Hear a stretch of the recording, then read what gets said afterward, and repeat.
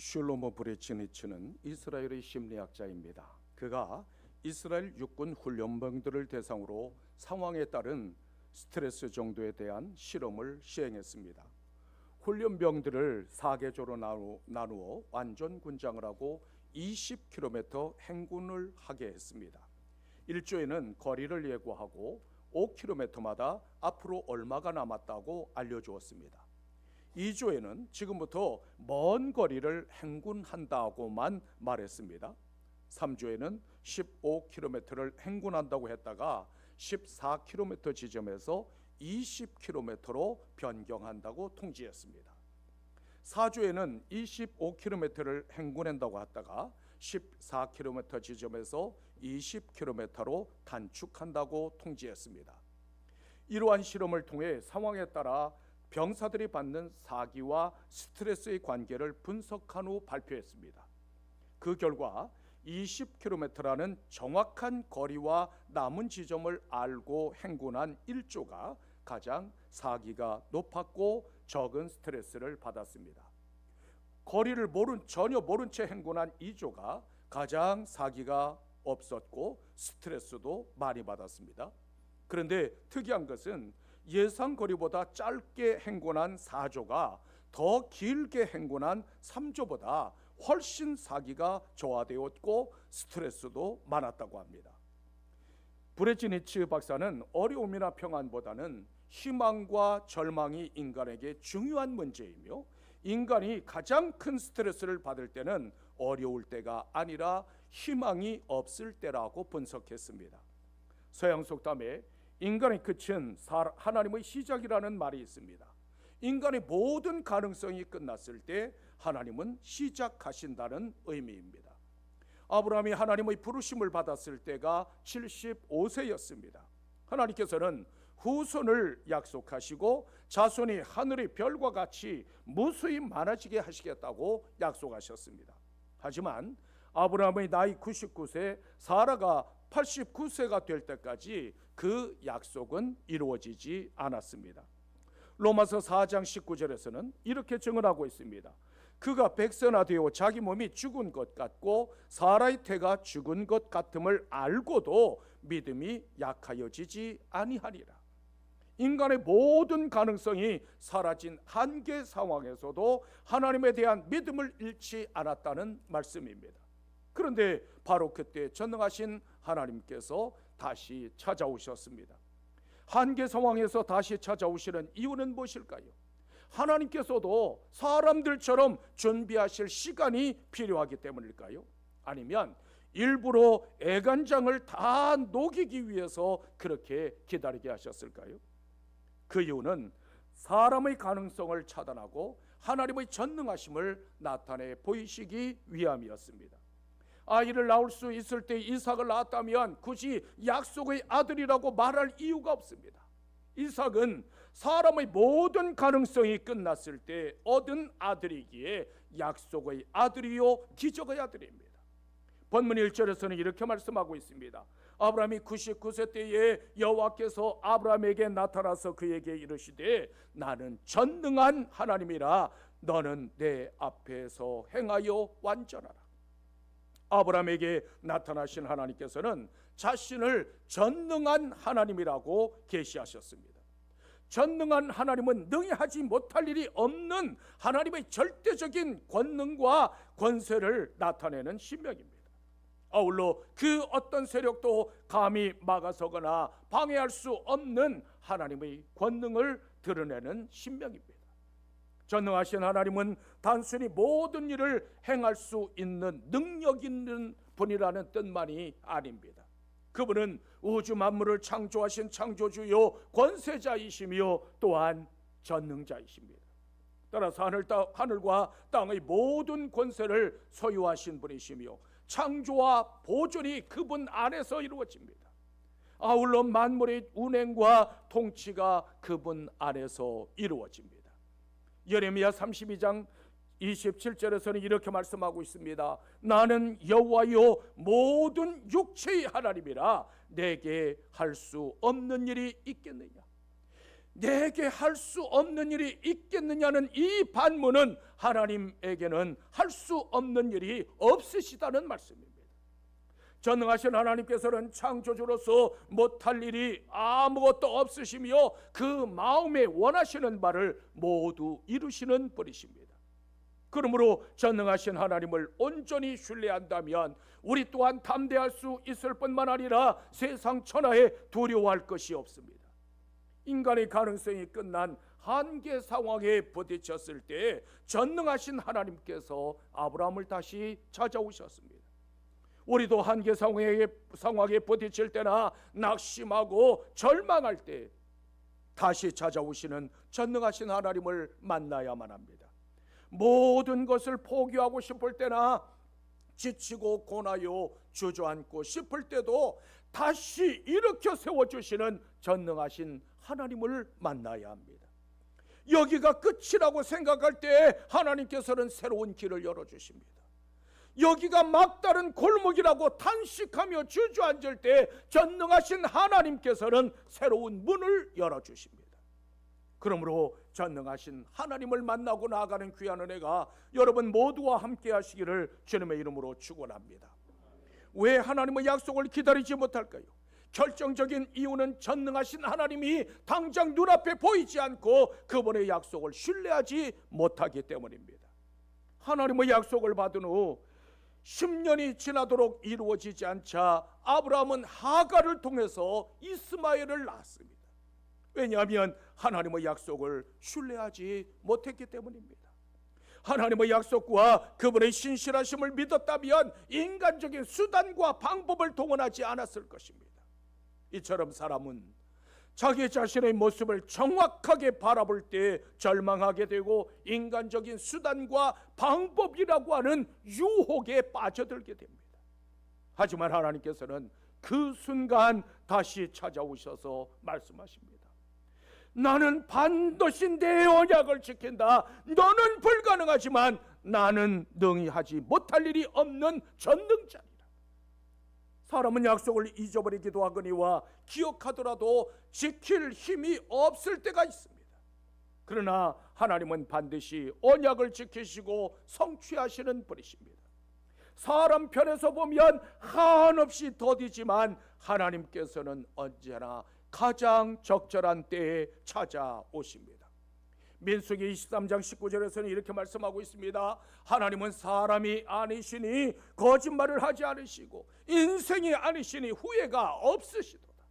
어찌 그 말씀하신 바를 행하지 않으시며 하신 말씀을 실행하지 않으시리라. 사람은 자기가 하는 일에 대해서 만족할 때보다 후회하는 때가 훨씬 더 많습니다. 하지만 하나님께서는 모든 일을 자신의 의지대로 이루시는 분이시기에 후회가 없으십니다.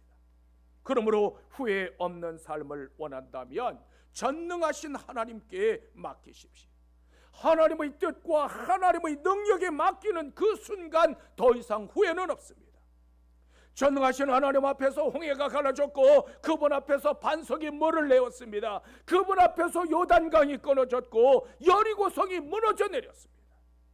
그분 앞에서 물이 포도주로 변했고 풍랑이 그치고 잔잔해졌습니다.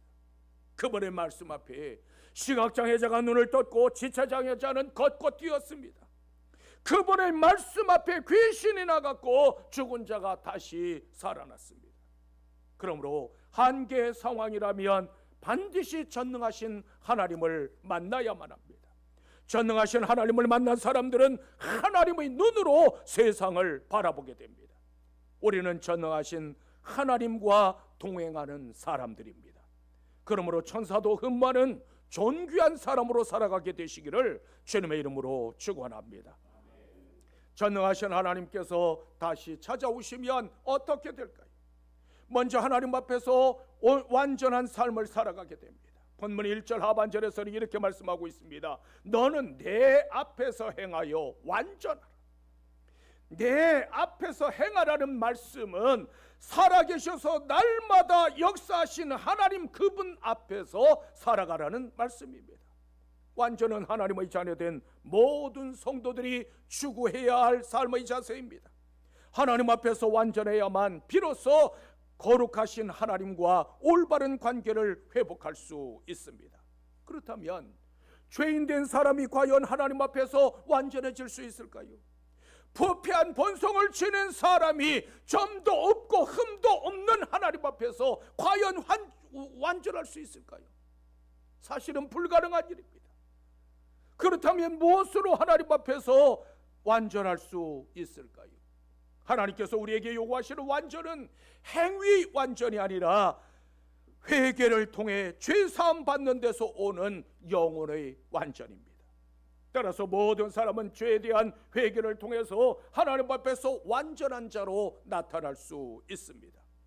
우리가 하나님 앞에서 완전한 자로 나타날 때 하나님의 능력이 나의 힘과 능력이 될 수 있습니다. 마가복음 9장 23절에서는 이렇게 말씀하고 있습니다. 할 수 있거든이 무슨 말이냐? 믿는 자에게는 능히 하지 못할 일이 없느니라. 이 땅에는 자기 능력으로 사는 사람과 하나님의 능력으로 살아가는 사람이 있습니다. 내 힘으로 살아가려면 자신이 전능자가 되어야 하지만 사람은 어느 누구도 전능자가 될 수 없습니다. 어리석은 사람이나 교만한 사람은 자신이 무능하다는 사실을 인정하지 않을 뿐만 아니라 하나님 없이도 얼마든지 살아갈 수 있다고 생각합니다. 그러나 전능하신 하나님께서 주시는 힘과 능력으로 살아갈 때 고귀한 자요 존귀한 사람이 될 수 있습니다. 어느 날 아버지가 아이들을 불러 모아놓고 성경 이야기를 들려주었습니다. 블레셋이라는 나라에 어마어마하게 큰 골리앗이라는 장수가 있었단다. 골리앗은 나와 싸워서 이길 수 있는 사람은 모두 나와보라고 소리치며 이스라엘 군대를 조롱하고 심지어 하나님까지 모욕했단다. 사울왕과 군사들은 골리앗이 두려운 나머지 저기 숨기에 바빴는데 그때 다윗이라는 소년 하나가 나오더니 내가 나가서 싸우겠다고 나섰단다. 너는 칼과 단창과 단창으로 내게 나오느냐? 나는 네가 모욕하는 하나님의 이름으로 내게 나아가노라. 그때 아빠 이야기를 듣던 아들이 갑자기 이렇게 말했습니다. 아빠, 다윗이 용감한 것이 아니잖아요. 정말 용감한 사람은 골리앗이네요. 얘야, 어째서 골리앗이 용감하다고 생각하니? 그러자 아들이 이렇게 말했습니다. 아빠, 다윗은 아무리 키가 작아도 하나님께서 함께 하시잖아요. 그러니까 용감하게 나가서 싸우는 것이 당연하지만 골리앗은 자기 큰 등치만 믿고 싸우는데 얼마나 용감해요. 골리앗이 더 용감하잖아요. 그렇구나. 아빠는 무릎을 치며 아들의 말을 인정했답니다. 이처럼 세상에는 골리앗처럼 자기 힘만 의지하는 사람이 있는가 하면 다윗처럼 하나님만 의지하는 사람이 있습니다. 여러분들은 어느 편에 서 계십니까? 여러분들은 누구를 의지하십니까? 교회의 본질과 성도들이 존재하는 이유는 무엇일까요? 전능하신 하나님의 이름이 살아서 역사하는 곳, 그곳이 바로 교회입니다. 전능하신 하나님의 능력으로 살아가는 사람들이 바로 그리스도인들입니다.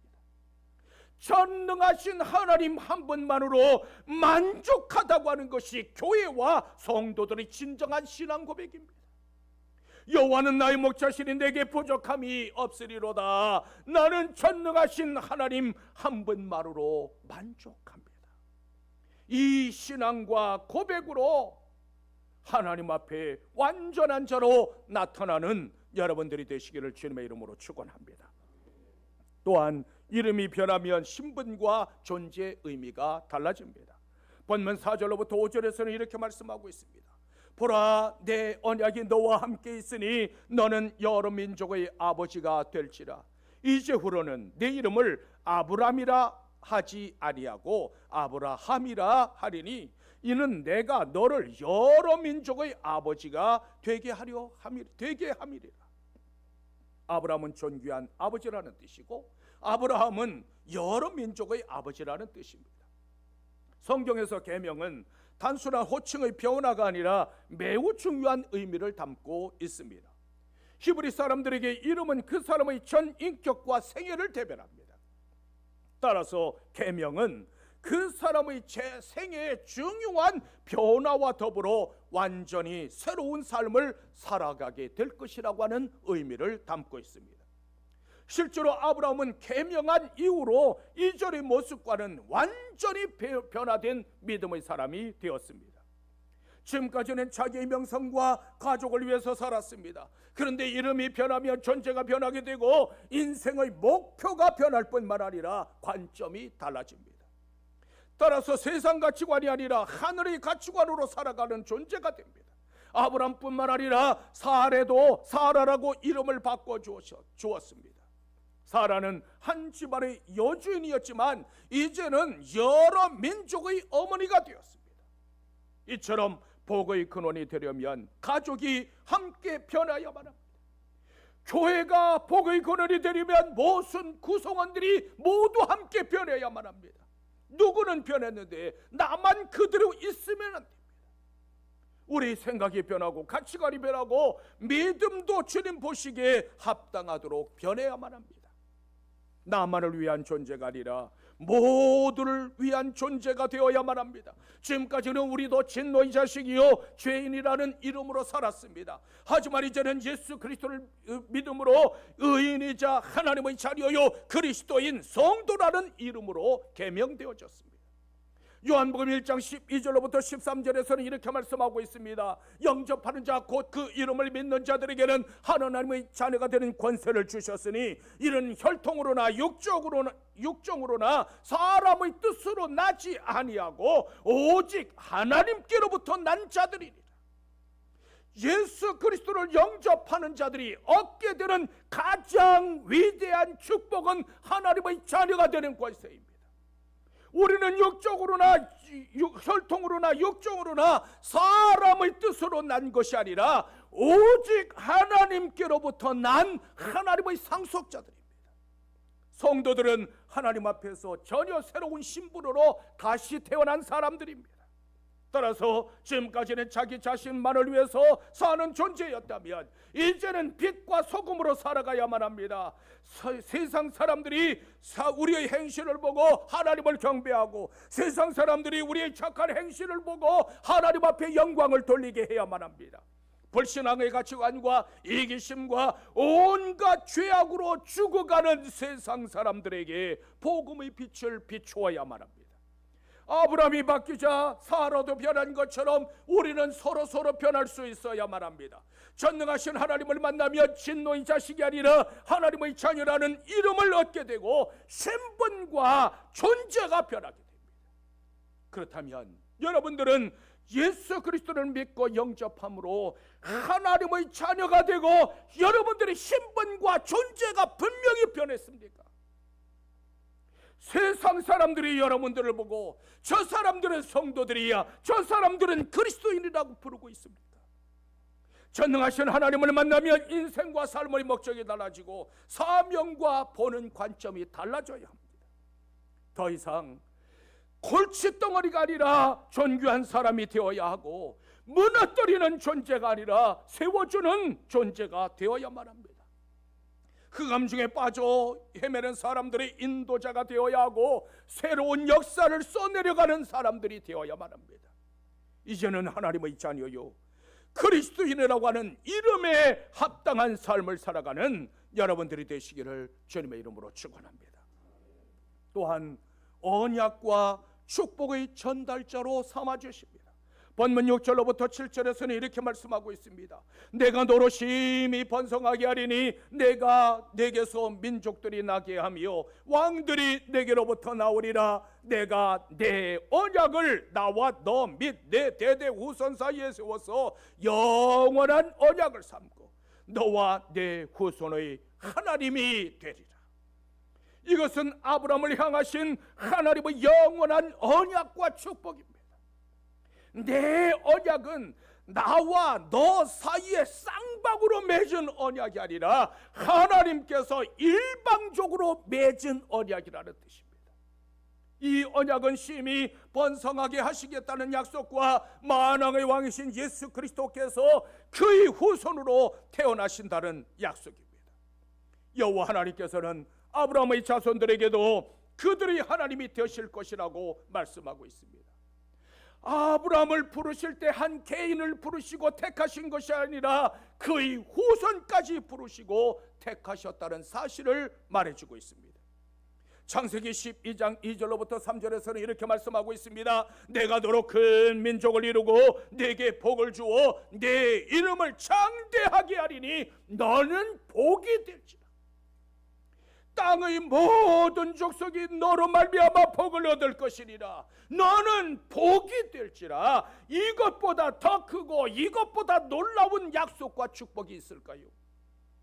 많은 이름이 있지만 아브라함만큼 그 이름이 창대하고 위대한 사람은 이 땅에 없습니다. 그는 열국의 아버지, 선지자, 하나님의 종, 하나님의 벗이라는 이름을 얻었습니다. 아브라함은 하나님께 부름을 받을 당시 한 가정의 평범한 가장에 불과한 존재였습니다. 하지만 지극히 평범하고 보잘것없던 아브라함을 부르사 이스라엘 민족의 조상이요 예수 그리스도의 조상이 되게 하셨습니다. 그뿐만 아니라 모든 믿는 사람들의 아비가 되는 놀라운 축복을 주셨습니다. 이처럼 하나님의 구속 역사에는 지극히 작은 사람들이 하나님의 큰 일을 이루고 밤하늘의 별과 같이 찬란하게 빛나는 것을 볼 수 있습니다. 성도들은 아브라함을 믿음의 조상으로 삼은 사람들입니다. 따라서 우리도 역시 아브라함처럼 하나님의 언약과 축복의 전달자들이 되어야만 합니다. 우리를 통해 세상 사람들이 영육간의 복을 받고 구원에 이를 수 있게 해야만 합니다. 성경은 우리를 향해 너희는 축복의 전달자요 통로가 되라고 말씀하고 있습니다. 그러므로 구원의 말씀 곧 복음을 널리 전파하여 세상 사람들로 하여금 하나님을 알고 믿게 해야만 합니다. 많은 사람들이 축복의 명문가를 만들고 싶어합니다. 그렇다면 복된 가문의 계승 원리는 과연 무엇일까요? 히브리서 11장 20절로부터 21절에서는 이렇게 말씀하고 있습니다. 믿음으로 이삭은 장차 있을 일에 대하여 야곱과 에서에게 축복하였으며 믿음으로 야곱은 죽을 때 요셉의 각 아들에게 축복하고 그 지팡이 머리에 의지하여 경배하니라. 이삭과 야곱은 하나님께서 정하신 뜻에 따라서 아들들에게 마지막 축복권을 행사했습니다. 이것이 믿음으로 자손들을 계승하는 축복을 계승하는 원리입니다. 그 계승의 원리대로 하나님의 언약과 하나님의 축복을 여러분들의 자손에게 물려줄 수 있는 여러분들이 되시기를 주님의 이름으로 축원합니다.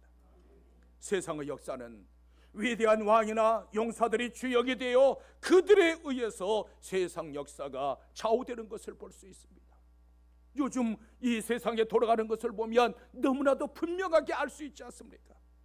그러나 하나님의 구속사에서는 작고 평범한 사람들이 주역으로 쓰임을 받아 하나님의 영광을 드러냅니다. 그러므로 평범하고 가진 것 없고 나는 보잘것없다고 낙심하지 마십시오. 전능하신 하나님의 은혜, 언약과 축복을 받으면 나도 아브라함처럼 얼마든지 빛나는 사람이 될 수 있습니다. 그뿐만 아니라 그 언약과 축복을 내 자손들에게 계승할 수도 있습니다. 본문 8절에서는 이렇게 말씀하고 있습니다. 내가 너와 내 후손에게 네가 거류하는 이 땅 곧 가나안 온 땅을 주어 영원한 기업이 되게 하고 나는 그들의 하나님이 되리라. 가나안 땅을 넘어서 예수 그리스도 안에서 영원한 하나님의 나라를 소유하게 될 것이라는 엄청난 약속입니다. 마른 막대기는 아무런 능력도 없는 단순한 도구에 불과하지만 그 마른 막대기가 하나님께서 사용하시면 기적의 도구가 됩니다.